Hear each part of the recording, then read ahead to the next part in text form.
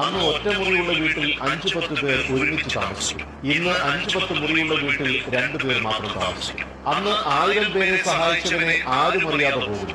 ഇന്ന് ഒരാളെ സഹായിച്ചവനെ 1000 പേരറിയും. അന്ന് അരച്ചാൻ വയറിന് വേണ്ടി നമ്മൾ കിലോമീറ്ററുകളോളം പോയി ജോലി ചെയ്യും.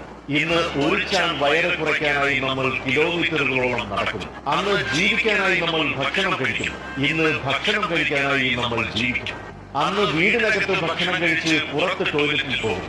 ഇന്ന് പുറത്ത് ഭക്ഷണം കഴിച്ച് അകത്ത് ടോയ്ലറ്റിൽ പോകും. അന്ന് മാനം മറയ്ക്കാനായി നമ്മൾ വസ്ത്രം ധരിക്കുന്നു.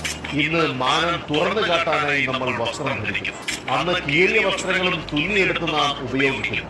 ഇന്ന് തുന്നിയെടുത്ത വസ്ത്രങ്ങൾ നാം കീറിപ്പറിച്ച് ഉപയോഗിക്കുന്നു. അന്ന് അധ്യാപകരുടെ കയ്യിൽ നിന്നും അടി കിട്ടാതിരിക്കാൻ കുട്ടികൾ പ്രാർത്ഥിക്കുന്നു.